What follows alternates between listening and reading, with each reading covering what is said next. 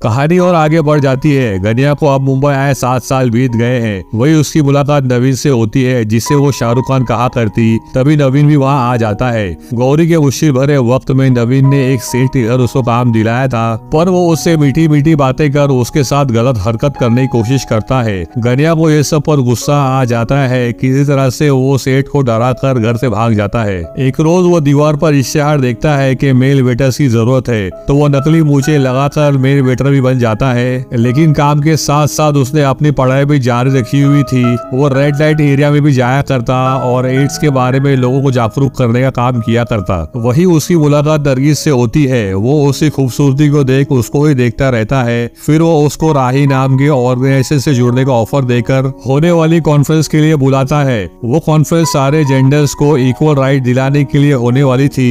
Nargis conference में आते वक्त थूकती है, जो एक औरत पर उड़ जाती है और वो इस बात को लेकर मीटिंग में भड़क जाती है और नरगिस की हरकत पर उसको बहुत बड़ा बुरा कहती है। नरगिस उसकी बातें सुन अब अपना आपा खो देती है और वो भी उस औरत को उसकी बातों का जवाब देती है। गनिया उसको शांत करने की कोशिश करता है, पर वो उल्टा गनिया पर ही भड़क जाती है। फिर भी गनिया उसको समझाने की कोशिश करता है, पर वो गुस्सा होकर गनिया की गिरबान पकड़ लेती है और बोलती है कि उसको उन लोगों से कोई लेना देना नहीं है, बल्कि गनिया तो सिर्फ पैसा कमाना चाहता था। और बोलती है अगर उसको सच में उन लोगों की परवाह है तो उसको पहले उन लोगों जैसा बनना होगा। सिर्फ बाहर से नहीं बल्कि अंदर से भी उसको उन लोगों जैसा बनना होगा। सारे गुस्सा होकर चले जाते हैं। गनिया भी उदास होकर बैठ जाता है, पर नवीन अब भी उसको दिलासा देता है और बोलता है जो वो अंदर से है उसको वैसा ही बाहर से बनना होगा, नहीं तो कोई भी ट्रांसजेंडर उसकी बातों पर भरोसा नहीं करेंगे। गनिया अब बड़ा भयंकर कदम उठाता है। वो सेक्स चेंज ऑपरेशन करने का डिसाइड करता है। उस वक्त जब लोग उस ऑपरेशन के बारे में जानते भी नहीं थे, तब वो ऑपरेशन करवाने का अंजाम बड़ा भयानक हो सकता था। फिर एक दिन वो हॉस्पिटल पहुंच जाता है। उसको फॉर्म दिया जाता है जहां उसको उसके रिलेटिव्स के बारे में बताना था, क्योंकि इस ऑपरेशन के वक्त उसके साथ कुछ भी हादसा हो सकता था और उसकी जान भी जा सकती थी। तो इसकी जिम्मेदारी ये उससे खुद की थी, इसमें हॉस्पिटल कोई लेना देना नहीं था। इस ऑपरेशन के खतरे को देख वो अपने लोगों से बात करना चाहता था, तो वो नवीन को फोन लगाता है, पर वो फोन काट देता है। अगला फोन वो उसकी बहन को लगाता है, पर वो घर पर नहीं होती। फिर वो उसके पिता को फोन लगाकर फिर से एजेंट बनकर बातें करता है और उनसे माफी मांगने की कोशिश करता है। उसके पिता समझ नहीं पाते, वो फोन रख देते हैं। गनिया अब ऑपरेशन थिएटर में होता है। वो बेहद घबराया होता है। डॉक्टर उसको बेहोशी की दवाई इंजेक्ट करते हैं। उसको बड़ी तकलीफ होती है। वो बेहोश हो रहा होता है कि उसको अजीब से ख्याल आते हैं, जहाँ वो उसके पिता को देखता है, जो उसके पैदा होने पर उसको मुबारकबादी दे रहे होते हैं। फिर उससे जुड़े सारे लोगों को देखता है। उसकी माँ को देखता है, जो उसको सो जाने कहती है। गनिया पर बेहोशी की दवाई असर करती है। वो बेहोश हो जाता है।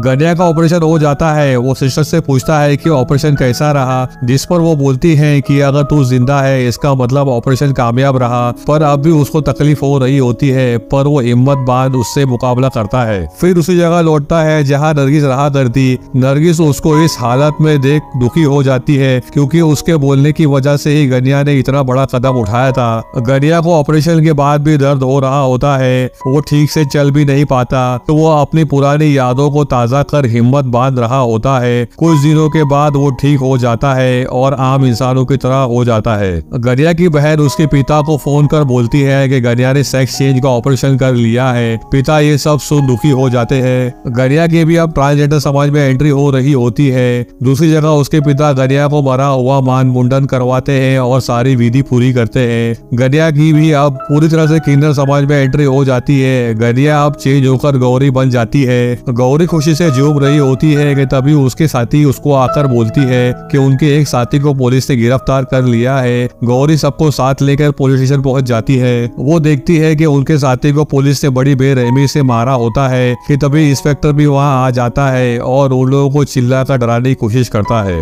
गौरी उससे रिक्वेस्ट कर बोलती है कि उसको बहुत बुरी तरह से मारा है, प्लीज उसको छोड़ दो। लेकिन इंस्पेक्टर उस पर गुस्सा हो जाता है। लेकिन गौरी अब पढ़ लिख कर एजुकेट हो चुकी थी। उससे कनेक्शन अच्छी जगह हो गए थे। वो बोलती है उसका लॉयर और रिपोर्टर से भी अच्छी ताल्लुकात है, जिस पर वो उसका फोटो निकाल कर और उस किन्नर की पीठ पर मारे हुए निशान को एक साथ दिखा देगी। जिस पर इंस्पेक्टर उसको बोलता है वो उससे डरने वाला नहीं है। गौरी बोलती है आप उसको छोड़ दो, नहीं तो कल पुलिस क्रुएल्टी में उसको हवालात में जाना होगा। गौरी की इस बात को सुन वो गुस्सा होकर उसको धक्का दे देता है। अब गौरी गुस्सा हो जाती है और बोलती है उसको अकेला समझने की गलती मत करना, हम सब उसके साथ है, तू अभी उसको जाने दे, नहीं तो हम सब मिलकर यहाँ ऐसा शोर मचाएंगे। सारे मिलकर इंस्पेक्टर को खदेड़ देते हैं। इंस्पेक्टर हार मानकर उसको छोड़ देता है। गौरी जल्दी से उसको वहाँ से बाहर ले आती है, फिर उसको पूछती है क्या हुआ। वो बोलती है कि गुरु से उसका झगड़ा हो गया था, इसलिए उसने उसको ग्रुप से निकाल दिया था। यहाँ वहाँ भटकने के बाद 3 दिन तक पानी पीकर गुजारा किया, फिर भूख के मारे हुए हाईवे पर खड़ी हुई। वहाँ पैसों के लिए ड्राइवर के साथ उसने बुरा काम किया, उसके बदले उसको 50 रुपए मिले। फिर वो वहाँ से निकल रही थी कि पुलिस की रेड पड़ गई और उन लोगों ने यहाँ लाकर उसको बहुत बुरी तरह मारा। गौरी बोलती है कि अगर हम कोई गलती नहीं करेंगे तो हमको किसी से डरने की कोई जरूरत नहीं है, जिस पर वो गौरी को बोलती है कि अगर वो उसको नहीं बचाती तो वो इंस्पेक्टर आज उसको मार देता। वो गौरी को अम्मा कहकर उसका शुक्रिया अदा करती है। गौरी अम्मा सुन भावुक हो जाती है और उसको अपने घर साथ चलने बोलती है। नरगिस गौरी को ऐसा करता देख बहुत खुश होकर उसको लॉकेट पहना देती है और बोलती है वो भी उसके घर रहने आएगी।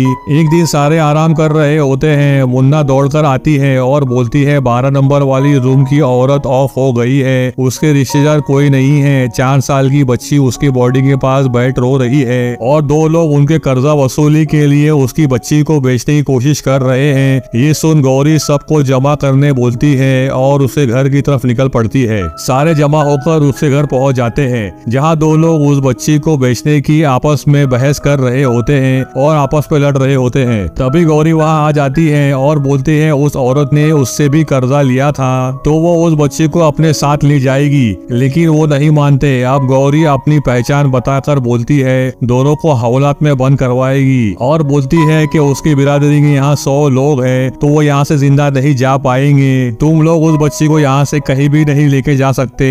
फिर वो बच्ची को अपने साथ ले जाती है। बच्ची भी अब गौरी को अपनी माँ समझकर उसके साथ बेहद खुश रहा करती। नवीन की सिफारिश पर गौरी को स्कूल में एज अ स्कूल टीचर का जॉब मिल गया था, पर वो पहली ट्रांसजेंडर थी जिसको टीचर का जॉब मिला था, जिस पर प्रिंसिपल बोलती है कि उसके खिलाफ कोई कंप्लेंट नहीं आनी चाहिए और उसको 8,500 की सैलरी में ट्रायल पीरियड पर टीचर के लिए अपॉइंट किया जाता है। गौरी आत्मनिर्भर होकर उसको अलग ही फीलिंग्स आ रही होती है और वो अपने आप पर गर्व महसूस कर रही होती है। एक दिन वो उसकी बच्ची को स्कूल छोड़ने आती है, वहीं उसको उसकी बहन दिखती है। गौरी खुले मन से उससे मिलती है, पर वो उससे हिचकिचाते हुए मिल रही होती है। गौरी स्कूल आकर पूरे मन से बच्चों को पढ़ाती है। तभी वहाँ रिपोर्टर आकर उसका फोटो लेते हैं और उसको पेपर में छाप देते हैं। गौरी फेमस हो जाती है। नरगिस भी खुशी के मारे सबको बताती है कि गौरी का नाम पेपर में छपा है और वो सबको पेपर बांट रही होती है। वो पेपर बांटते बांटते गुरु के पास आ जाती है और गुरु को भी दिखाती है कि गौरी अब फेमस हो गई है, गौरी का नाम पेपर में छपा है। गुरु गौरी की तरक्की को देख जलन महसूस करती है और बोलती है गौरी की अगली न्यूज वही लाएगी। फिर वो गुस्सा होकर पेपर जला देती है। यही इस पार्ट का दी एंड हो जाता है।